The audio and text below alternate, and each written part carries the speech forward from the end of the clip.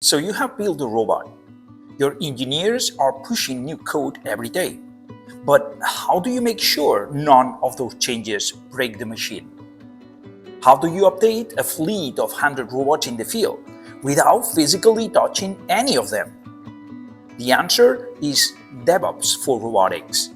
And if you are building robots at any serious scale, this is non-negotiable. DevOps is the discipline of connecting software development and operations into a single automated continuous loop. In traditional software, that means faster application deployments. In robotics, the stakes are completely different. You are not updating an application on someone's phone. You are updating a machine that operates in the physical world, maybe in a warehouse, a hospital, a construction site. Robots operate in dynamic, safely critical environments. A faulty update doesn't cause a crash screen. It can cause a collision, a shutdown, or even worse. That's why DevOps for robotics, or also be called RobotOps, has become one of the most critical disciplines in the entire field.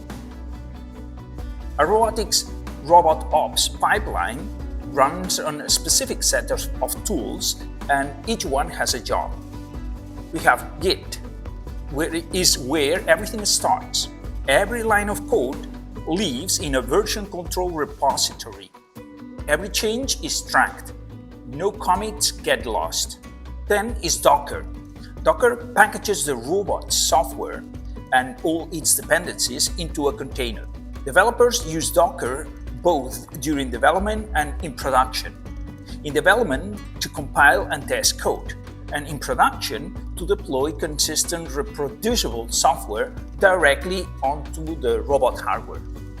Then we have Jenkins, GitLab CI, or GitHub Actions, which are the engines that automate the pipeline. The moment a developer pushes the code, the pipeline fires. Build, test, validate. Everything automatically, every time.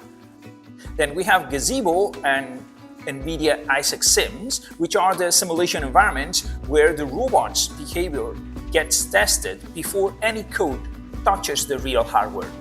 Simulation tools replicate physical factors like gravity, surface, friction, and sensor noise with high accuracy.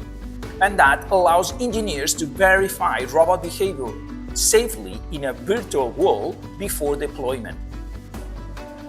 And rounding out the stack, we have things like Prometheus and Grafana for real-time monitoring of the robot performance in the field.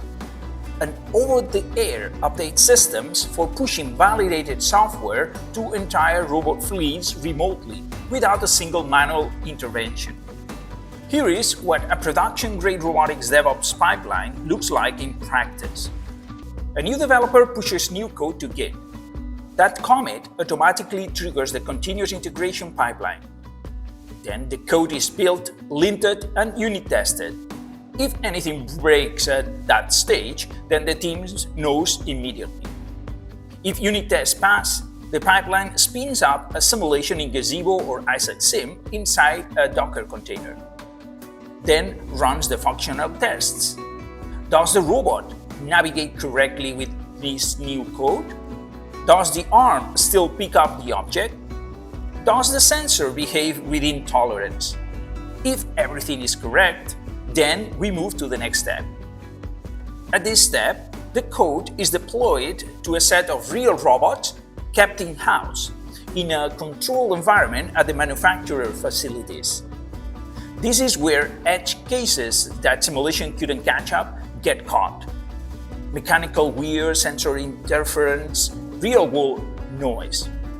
If it fails here, it fails safely, so not at the customer side. Only after passing that stage does the code go out to the field. Validated code is then deployed to robots via OAT updates.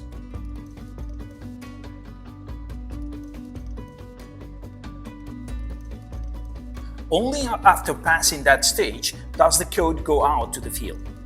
Validated code is then deployed to robots via over-the-air updates.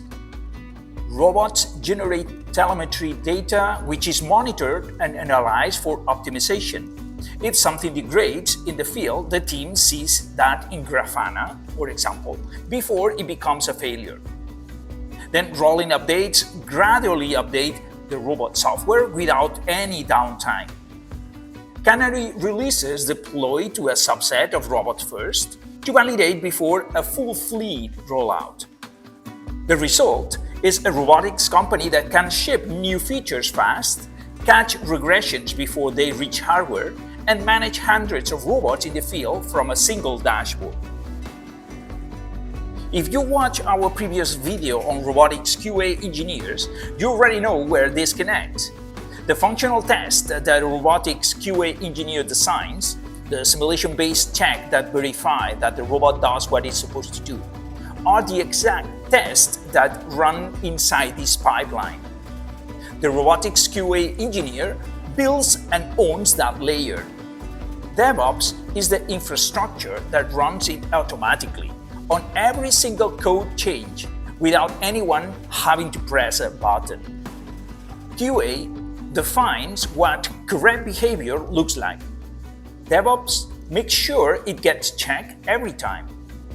They are two sides of the same system, and companies that are serious about both are the ones shipping robots that actually work. And as I mentioned in that video, this is a profile the industry is actively hiring for. If you are building those skills, you are building toward one of the highest demand combinations in robotics right now. Robotics is no longer just about building robots. It's about shipping them, updating them, scaling them in a reliably, continuously, and without breaking what works way. DevOps for robotics is what makes that possible, and engineers who can build and own this pipeline are exactly what the industry needs more of. If you want to build those skills from the ground up, the Robotics Developer Masterclass at the Construct gives you the hands-on foundation to get there. Link in the description. Secure your spot and start building your robotics career now.